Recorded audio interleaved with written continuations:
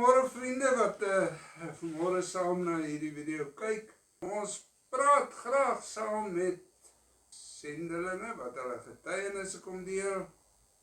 En ja, hierdie oggend het ons 'n geweldige voorreg om vir Dries Volkskenk groot voorreg om vir Dries nou hierso in 'n hoekie te bring en vir hom te sê, Dries, vertel ons bietjie. Want ek wil nou niks vooruitloop nie. Ek wil vir Dries, hy is van, kan ek gou net sy logo bietjie kyk of ons hom kan mooi raak sien daar, fellows wat Child Evangelistic Fellowship. Child Evangelistic Fellowship, en hy gaan vir ons bietjie meer daaroor vertel. Dries, ja, jy sit hier in Pretoria vir 'n ruk. Julle woon in Potts, maar julle het lank nie daar gewoon nie, en jy gaan vir ons daaroor vertel. En natuurlik het ons nou gehoor en ons voel saam met julle oor die huidige uitdaging wat julle as familie, as gesin het, en dis dat jou vrou siek is, baie siek is, en besig is met behandeling. En jy kan ons later 'n bietjie daaroor meer detail gee. Kom ons gee ons 'n bietjie agtergrond. Julle het uiteindelik in Madagaskar opgeëindig. Julle het lank daar gewerk. Wil jy ons 'n bietjie vertel van julle, hoe het julle daar gekom, julle aanvanklike roeping? Dis 'n redelike lang storie, maar die kort weergawe is, ek het begin swat om 'n geoktreerde rekenmeester te word. Dit was by Passie, en in my eerste jaar, toe sê die Here vir my, sorry, jy is op verkeerde traject, ek wil hê jy moet 'n predikant word. Maar ek is nie 'n tipiese gemeentepredikant nie, ek is baie meer 'n evangelis. En net voor my finale jaar, die finale eksamen, toe vra ek vir die Here, bevestig net vir my weer, is ek regtig op die regte pad, is dit wat jy wil hê ek moet doen. En in daai tyd is ek in Jesaja 42 met my Bybelleesprogram, en nou weet ek dit gaan, dis die kneglied, dit gaan oor Christus, maar toe ek kom by vers 4 waar hy sê, die eilande wag op wat hulle sal leer, beleef ek die Here sê vir my, hier, dis wat ek wil hê jy moet doen. En ek onthou, ek het dit nie verstaan nie, ek het die datum al bygeskryf, vraagteken gemaak, raad het die Here dit weer op my pad gebring, is in 'n boekie wat jy geskryf het, so stuur ek julle, is die hele langer verhaal uitgesit. Maar in elk geval, eers vir die Here gesê, daar is nie manier nie, ek sal nie gaan nie, vir 3 maande nie geslaap nie, toe vir die Here gesê, okay, ek sal gaan, en toe maak hy al die deure toe. 3 weke later, toe bel 'n gemeente uit Lichtenburg my, hulle soek toe 'n ongetroude ou wat hulle kan oorwerk en onderbetaal. En ek onthou na my laaste onderhoud, ons was 3 ouens wat toe nou laaste onderhoude met die kerkraad gehad het, toe ek vir die Here gesê, dankie Here, maar nee, dankie, ek is nog gelukkig waar ek is. En toe bel hulle my die volgende dag vir my te sê, hulle was eenparig, ek moet kom. Nou dit was die Here se plan, want ek het toe my vrou daar ontmoet. Enigste probleem was, sy was nog op skool. En toe ons besef, daar is meer gevoelens tussen ons as wat moet wees, het ek vir die Here gesê, Here, ek kan nie by haar betrokke raak, as sy nie my vrou is nie. En as sy my vrou is, moet sy my roeping met my deel. Maar hoe sê jy vir 'n matriekmeisie, hoor as jy oor my voel soos ek oor jou voel, dan moet jy jou pappa en mamma los en saam my op 'n eiland gaan bly, ek bedoel. En ek sê te vir die Here, dan, as sy my vrou is, dan sit u probleem. En hy roep haar met dieselfde 2 verse, vers 4, en dan later vers 10, wat die Here vir my bevestig het, waar hy sê, lang voor die tyd, kondig ek al dinge aan. Ek gee vir haar presies dieselfde 2 verse, sonder dat ek dit ooit met haar bespreek het. En so het ons geweet, ons is vir mekaar bedoel. In die 7 jaar wat ek in Cedar Park gemeente leraar was ons 7 keer met korttermyn uitreike in Madagaskar. En ja, die eerste keer wat ons daar gekom het was na 'n bidkamp saam met oom Marilouwele van Salwe, waar Bekandelaar se gemeente se predikant na my toe gekom het en gesê hy hoor ek het hierdie roeping. Hulle het 'n span wat Madagaskar toe gaan en ek kry net nie 'n geestelike leier nie. Wie is die dominee geweest? Man, Nico. Mulder? Ja, Nico Mulder. Ou klasmaat. En ek sê toe vir Nico, hoor, as jy my kerkraad kan oortuig, want toe sê ek maar, ek dink 6 of 7 maande by die gemeente, dat ek nou al kan vir 3 weke afvat, dan is dit reg, dan is ek bereid om te gaan. Toe ek in Madagaskar aankom, toe is Frik van Rensburg, ek dink hy's 'n ander klasmaat van my.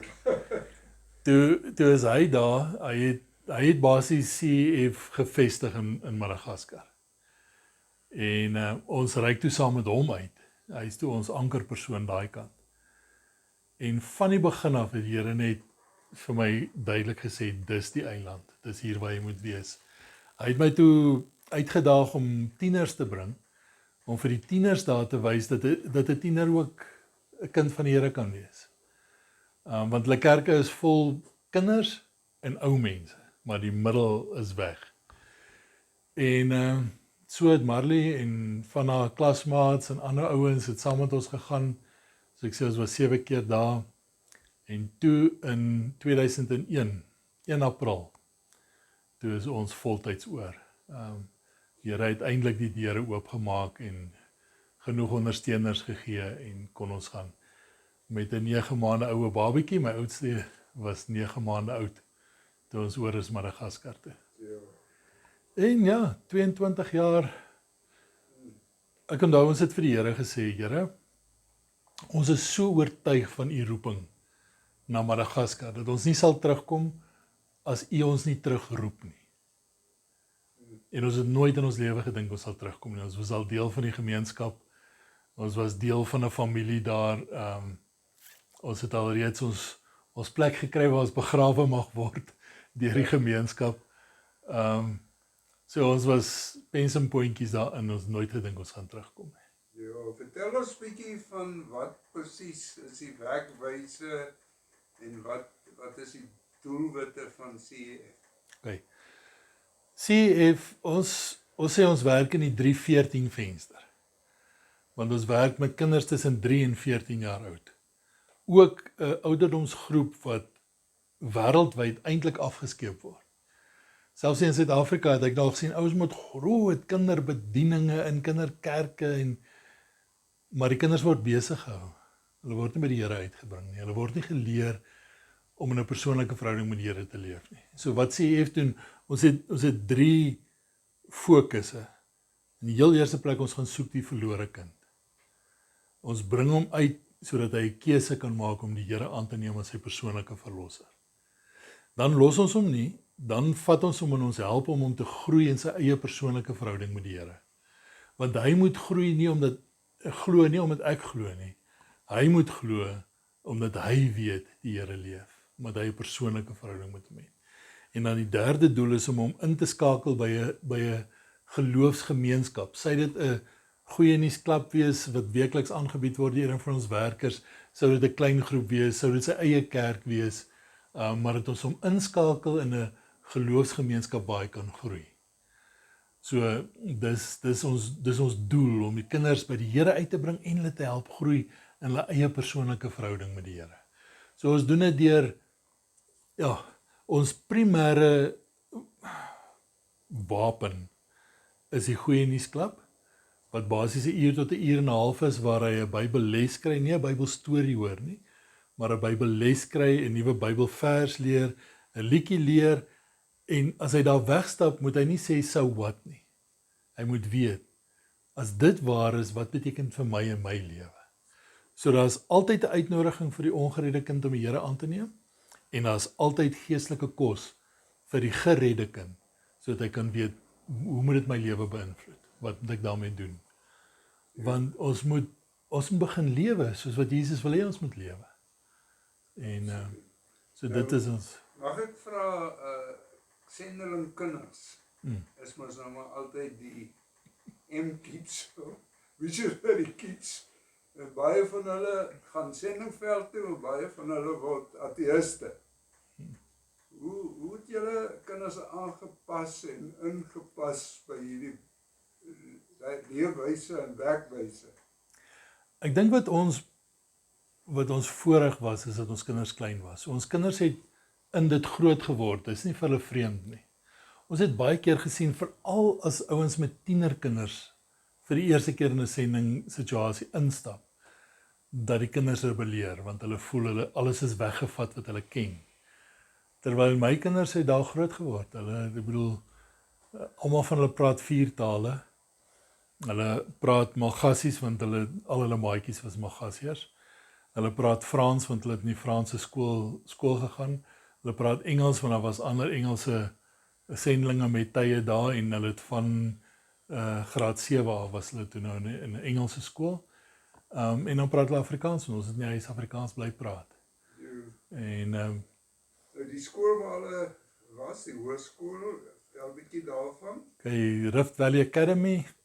Ek onthou toe Janrich nou 12 word, en ons besef ons moet hom skuif, want ons wil nie ons kinders moet in Frankryk gaan swat nie. Nou moet hy skuif of Afrikaans of Engels toe, en ons was hier met Furlough, en ons het vir die Here gesê, Here, as U vir ons iemand hier gee, wat kom aanbied om ons kinders te huisves en so aan, dan sal ons weet, ons moet hulle hiernatoe bring. En, dit was ons moeilik. Ons het oral gedeel, maar niemand het na vore gekom, om te sê, maar ons sal vir julle kinders sorg. En, toe is ons enigste opsie, of in Madagaskar self, by die Amerikaanse skool, of dan nou by Rift Valley Academy, wat 'n skool is vir sendelingkinders. En dit is daar begin, deur African Inland Mission, in Kenia, ja. Kijabe is die dorpie se naam, is so 'n uur se ry van Nairobi af, op die slope van die Rift Valley. So, as hulle op hulle skool staan, kon hulle 3 vulkane sien, die hele Rift Valley sien. Dit is 'n ongelooflike skool, fantastiese skool, waar al die onderwysers is ook sendelinge. Al die kinders, 98% van die kinders is sendelingkinders. En as daar dan nou plek is, dan maak hulle dit vol met mense wat aansoek doen. So ja, al drie my kinders is daar deur. Al drie my kinders sal vir jou sê, as hulle kan kies, sal hulle dit weer doen. Was vir hulle baie goeie ervaring gewees. Hulle geloofslewe het gegroei daar ook. Ons het altyd gebid vir die Here vir significant others in ons kinders se lewens. Want beide ek en Marley het dit beleef, dat ons dit gehad het. En toe hulle by die significant other is 'n ander volwasse persoon behalwe jou ouers, wat ook geestelike inspraak in jou lewe het, met wie jy regtig 'n besondere band het. En toe my kinders by daai skool kom, het hulle absoluut beleef. In die onderwysers, hulle fokus daarop om die kind met ten minste een onderwyser te laat koppel, terwyl hy daar is. Ja. Jan, dankie, jy het ons nou bietjie oor julle kinders vertel, en die kinders lyk my nou uit die huis uit, en lyk my toe het julle ook moe geword vir die sending. Toe gooi julle uit, en nou kom julle Suid-Afrika toe, dis mos lekker hier. Wow, dis plat nie. Vertel ons bietjie, hoe het dit nou gebeur, dat julle toe uiteindelik Suid-Afrika toe gekom het? Ons het die Here beloof, ons sal nie terugkom. Nie vir ons kinders se skool nie, nie vir finansies nie, nie vir siekte nie, vir geen ander rede nie, as wat hy ons terugroep. En toe 20 Januarie 2 jaar terug, kry ons 'n oproep.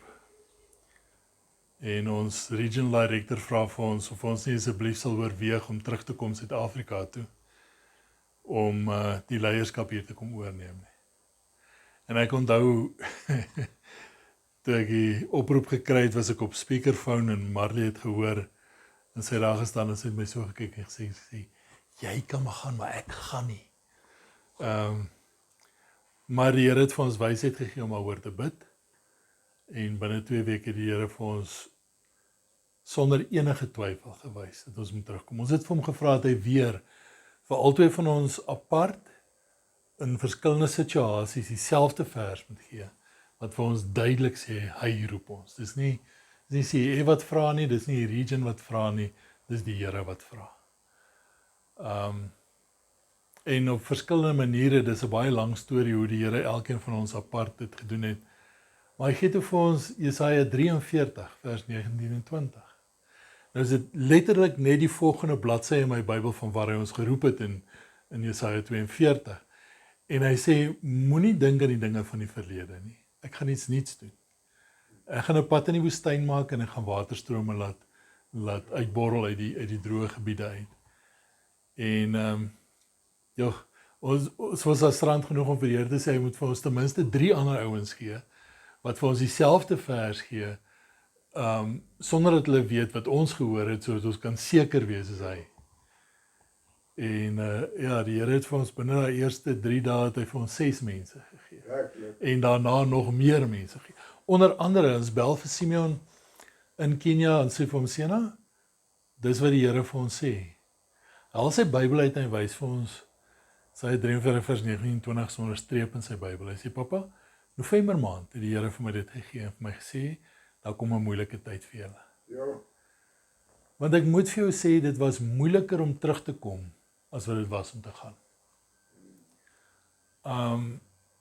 Jy het deel geword van die wêreld daar. Dit was jou wêreld. Jy het nog steeds vriende hier gehad, maar almal van hulle het met hulle lewens aangegaan. Jy was nie deel van hulle lewe nie. Jy was net 'n vriend wat kom kuier het elke 2 jaar. En jy kom terug en jou hele ondersteuningsnetwerk is weg. Jy moet van voor af opbou. Maar die Here was so goed vir ons. CEF se hoofkantoor was onder in die Kaap. So 10 jaar terug het dit geskuif Potchefstroom toe. Net voor die Here ons teruggeroep het, hier in COVID tyd het ons vasgesit in Suid-Afrika, ons het gekom vir Marley se pa se begrafnis, en toe maak hulle die eiland toe kon ons nie teruggaan nie.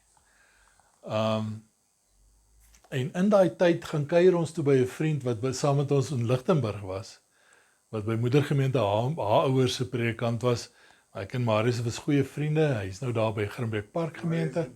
Ja, en ons gaan kuier by Marius en hy vertel vir ons wel, hulle is betrokke by CEF by Seychelles en hulle wil uitbrei, so hulle dink aan Madagaskar, maar toe het COVID nou gekom en toe ons terugkom, toe het daai gemeente ons omarm.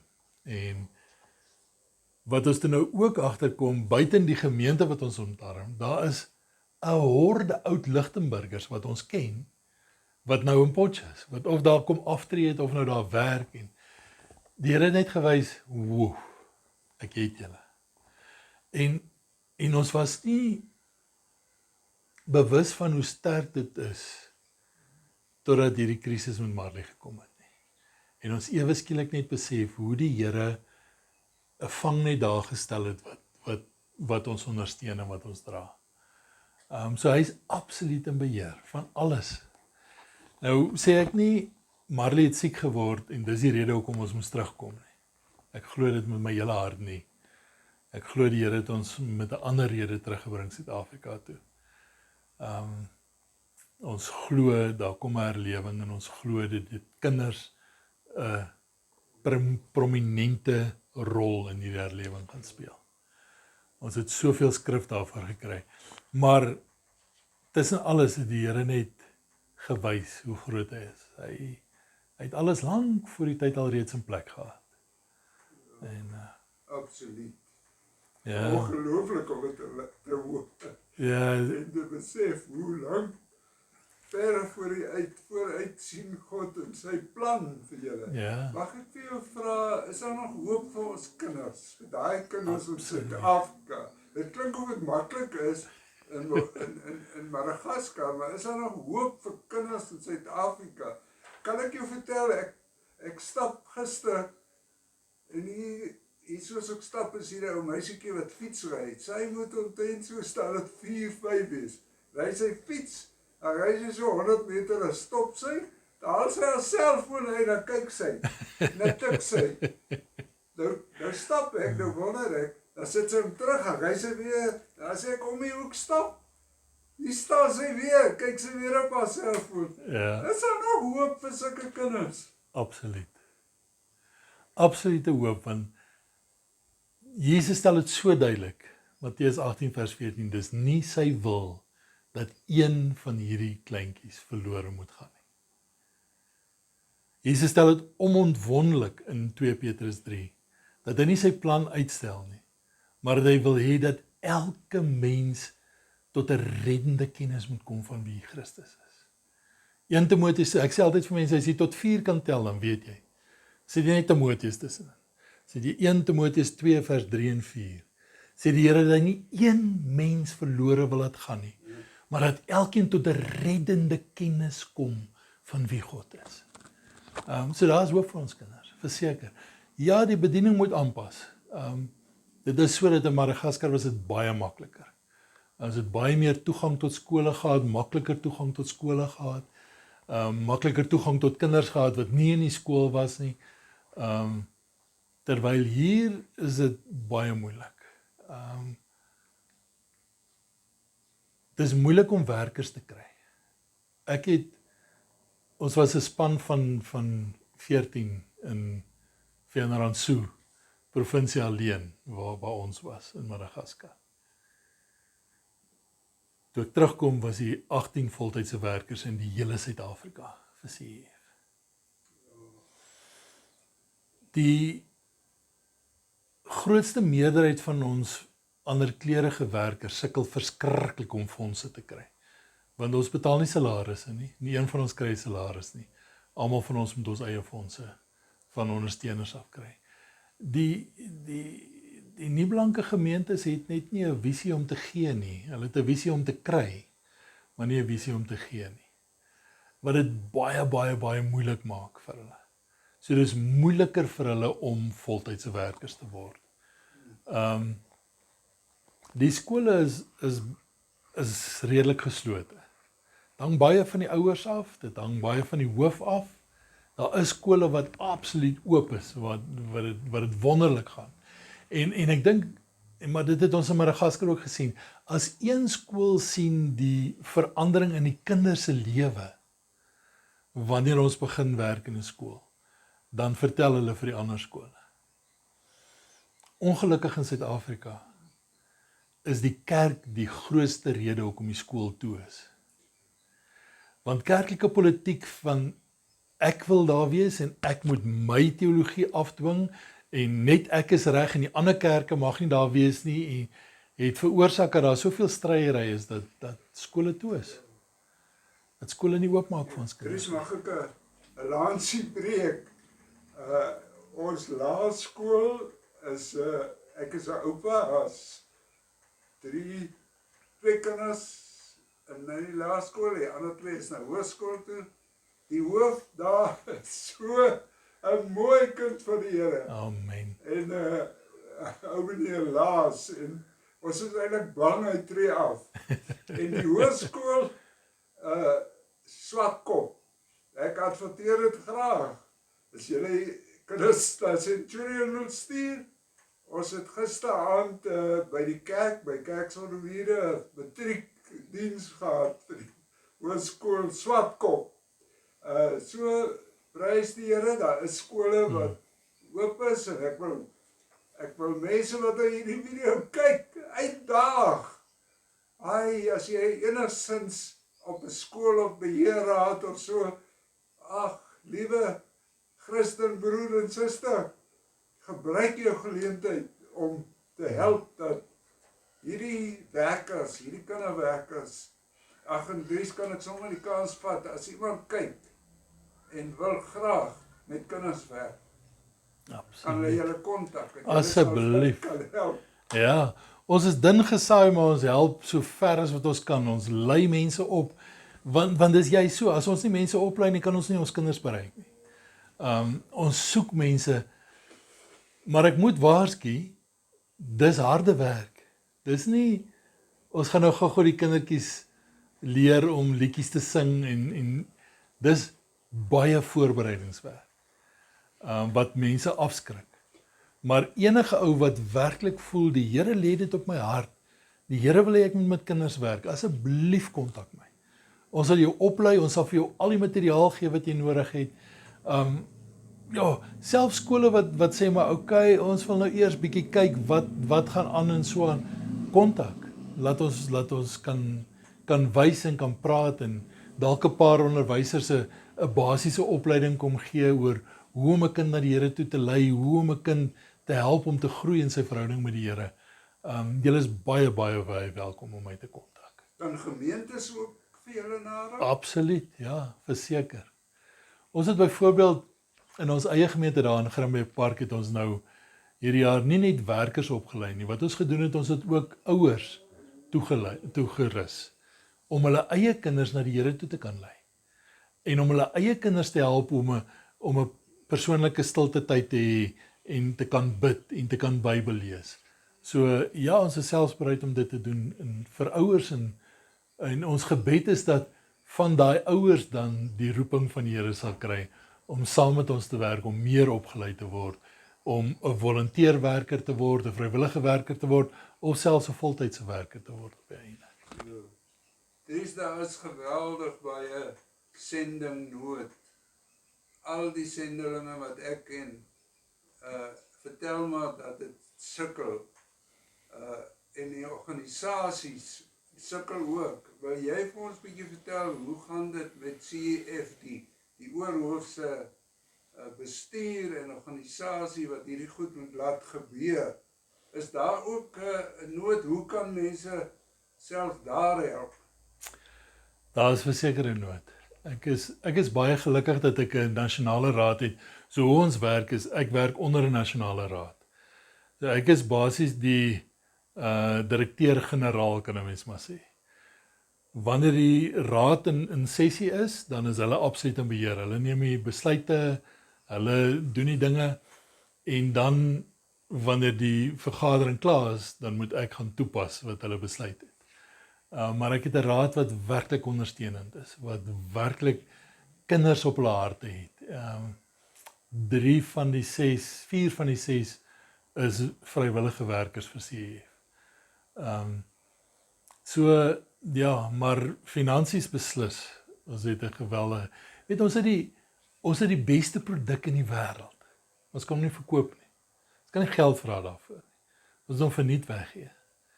Maar om dit te kan doen, het ons dis nie net vir die werkers, vir al my anderskleurige werkers wat geweldig sukkel om ondersteuning te kry. Dis nie net vir hulle nie. Ons moet literatuur druk. Ons het 'n dagboekie reeks. In Afrikaans is daar 18 van hulle wat elke boekie het vir 3 maande Bybelstudies vir 'n kind op sy vlak om hom te help groei. In Engels het ons een reeks wat ons 6 boekies in het en nog 'n reeks waar ons 12 boekies in het, wat elkeen 2 maande se Bybelstudies in het. Maar hierdie goed kos geweldig baie geld om te druk. Dit help ontsettend. Ek het al hoeveel ouens gekry wat my gekontak het en gesê, hulle het by 'n neef van hulle se kind so iets gesien, het ons nog daarvoor, kan ons vir hulle voorsien.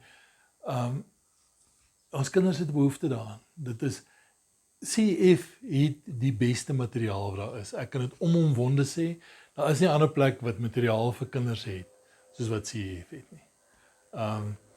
Ons het 'n ou in 'n drukkery in Ierland, wat so beïndruk is met ons werk, dat hy al ons boeke vir ons gratis druk. Dis nou die lesmateriaal, die flip files en die goeters. Maar hierdie dagstukkie boeke moet ons self druk, ons traktaatjies moet ons self druk. Op hierdie stadium is daar geen fondse daarvoor nie. Dis die een ding. Ons het 'n kampterrein wat ons R20,000 'n maand kos om te onderhou. So ons moet ten minste 400 beddens per maand dek om genoeg geld daarvoor te hê. Hou julle kampe daar? Ons hou kampe daar. Waar is dit? En enigiemand is wat die kampterrein wil gebruik is baie welkom. Dis net buitekant vereniging na die deur se kant toe. Op Lenteland. Okay. En Liewe ouers, stuur julle kinders na Lenteland, na CEF. Liewe gelowige Christen besigheidsman. Hey man, daar's party van julle wat soveel entrepreneurwerk het, dit so mooi is. Ag, gooi jou geldjie na CEF toe as jy twyfel. Ou Dries, baie dankie. Ons gaan die inligting vir mense wat belangstel om julle te kontak en 'n donasie te maak, kan ons ook julle bankbesonderhede daar sit. Ons gaan dit op die video se description box sit. Dries en toe jy nou net lekker gevestig en opgewonde daar in Pots is, toe begin dinge rol. Toe begin, vertel ons bietjie. ja, ons het hier geland aan die hardloop. Ons het nie gerus nie. In die eerste jaar en 'n half het ons 1 week weggegaan. En toe word Marley baie moeg. Ons het 'n redelike intensiewe program gehad hier rondom van Oktober maand af. Dan doen ons Kersfees partytjie klubs op plekke waar daar nog nie gewone goeie nuus klubs is nie. Met die doel om die ware boodskap van Kersfees uit te bring, maar ook om die volonteërs wat ons oplei om ons te help te laat besef, maar wow, ek kan dit doen. En dan is daar baie van hulle wat dan 'n honger het om verder opgelei te word. So ons het redelik hard gewerk. Ons het wyd gery en dus elke naweek was ek op een plek en sy op 'n ander plek en sy raak moeg. En ons besluit toe, wel, ons gaan sommer net dokter toe, ons bloed trek en kyk is daar nie 'n tekort, iets wat ons kan vir haar aanvulling gee wat haar bietjie kan optel nie. En ja, ons het die Vrydag ons laaste Kersklap gehou. Daai nag kon sy nie slaap, sy het verskriklik pyn gehad. Volgende dag terug dokter toe, kom die bloedtoets uitslaa. Toe is haar witbloedtelling oor die 400 waar hy 12 moet wees. Die dokter het nie dadelik vir ons gesê, amper soos 'n monopolie, jy gaan nie eers by begin verby nie, jy gaan reguit hospitaal toe. So baie akute limfoplastiese leukemia. Die dokter sê vir ons 10 jaar terug was dit 'n doodsvonnis. Wat vir ons baie help is dat sy 'n sekere kromosoom, hulle noem hom die Philadelphia kromosoom, wat eintlik die oorsaak is van hierdie, maar hulle kan hom baie getekend behandel. So, maar ons glo onwrikbaar die Here gaan haar volkome genees. Maar die pad om te stap is nie maklik nie. Toe ons nou hier aangekom het, hulle vir ons sê, kyk, in Klerksdorp is daar ook moontlikheid van behandeling, maar oor die vakansie is daar nie personeel nie, so ons maar hier so eers begin en dan kan ons later kyk. Die neeweffekte was egter soveel groter dat die dokters vir ons gevra het om asseblief hier te bly. Sy het haar eerste 5 weke, kry weekliks chemo en 'n lumbar punch. Na die eerste 5 weke was daar nog 0.9% van die kanker in haar. So ons het die slegte nuus gekry het sy weer die 5 weke moet deurgaan. Taak die liggaam verskriklik af. Sy het omtrent al 15 kilos verloor. Sy moet vir haar nuwe klere koop. Partykeer is die hoofpyn so erg, sy kan nie letterlik nie haar kop van die kussing af lig nie. Ander dae gaan dit weer beter. Ons het net, die Here was vir ons so goed dat ons letterlik 'n internasionale span van voorbiders het wat deur die skool van die kinders, deur ons sending betrokkenheid, die Here het net vir ons so 'n span rondom ons geplaas wat vir ons bid. Wat ek weet nie hoe kan mense sonder dit staande bly nie. Maar feit van die saak is ek bly nou by 'n vriend van my hier in Pretoria. Tot tyd en wyl. Ons is in die proses om 'n donateur te soek wat gepas sal wees vir Marley vir stemseloorplanting. So wanneer die volgende 5 weke nou verby is en as hy dan skoon is, dan moet sy stemseloorplanting kry. So ons is vir die volgende 2 maande seker nog hier so in Pretoria. Sou mense van hulle kant af kan reageer op so 'n versoek, op soek na 'n stemseloorplanting, Stamseloorplanting. Ja, hulle daar is 'n organisasie waar jy kan aanmeld. Wat hulle doen is hulle stuur vir jou 'n ding met courier guy. Jy swap vir 'n minuut lank in jou mond. Hulle verduidelik vir jou presies hoe om dit te doen. Dan kom laai hulle dit weer by jou op en dan sit hulle jou gegevens op 'n datalys in Suid-Afrika. En wat hulle nou gedoen het, ek het gister weer met die ouens gepraat. Hulle het nou 'n paar ouens wat moontlik kan donateurs wees. Het hulle geïdentifiseer. Volgende Woensdag besluit die dokters watter van hierdie ouens gaan nou werk. En dan moet hulle kyk of hulle nog hierdie ouens kan opspoor en of hulle nog beskikbaar is en of hulle nog wil stemsel skenk. As dit nie werk nie, dan gaan hulle internasionaal soek. As dit nie werk nie, dan kom hulle terug want hulle het heel eers die boetie en sussie getoets. Dan kom hulle terug na die boetie en sussie, kyk watter een van hulle gaan die beste vir 'n 50% oorplanting wees. Wat nie die ideaal is nie, maar ja, so. Dries, baie dankie vir wat jy gedeel het. Dit het 'n bietjie lank geword, maar ons kon niks uitlos nie. Jy het vir ons kosbare inligting gegee. Ons het sommer lief geword vir jou en vir julle. Ons wou vir Marley sê, ja, ek wil sommer ietsie deel wat juist die meneer Raad, die skool, gesê het. Hy sê, die hand, as jy hom so vat, daardie ou nood, daardie ou seelmensie, toegevou in die liefde vir die Here en in die liefde van die gemeenskap.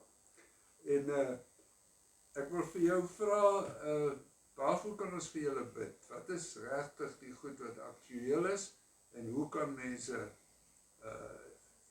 op hoogte bly? Okay. Vir CEF asseblief bid saam met ons vir ons kinders. Die aanslag op ons kinders is geweldig groot. Van alle terreine af.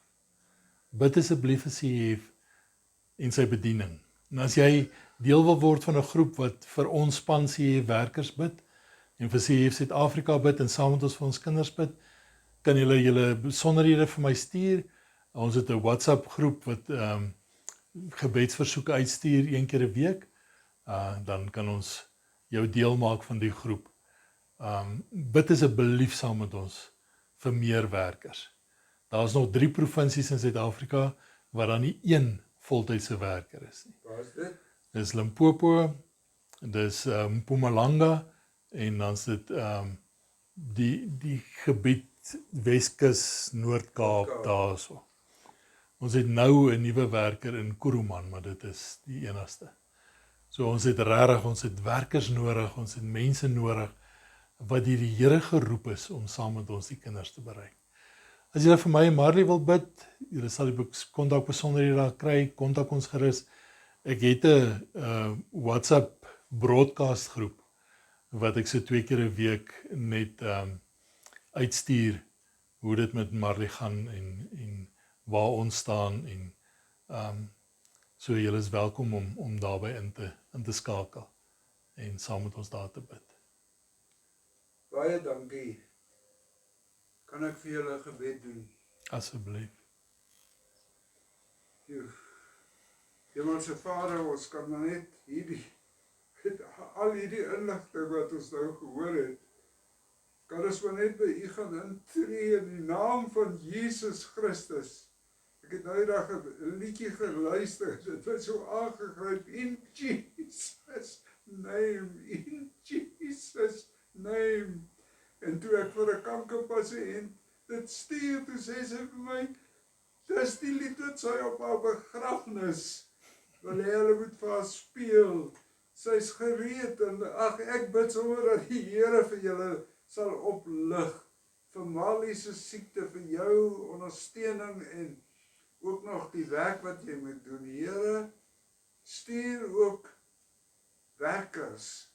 Stuur ook mense wat bereid is om te gee, finansies, maar ook tyd, miskien op 'n ander manier. Stuur ook oop skole. Stuur 'n visie in die hart van skoolhoofde. Ons bid dat die koninkryk sal kom ook in die 3:14 venster in Jesus se naam. Amen. Amen. So baie dankie.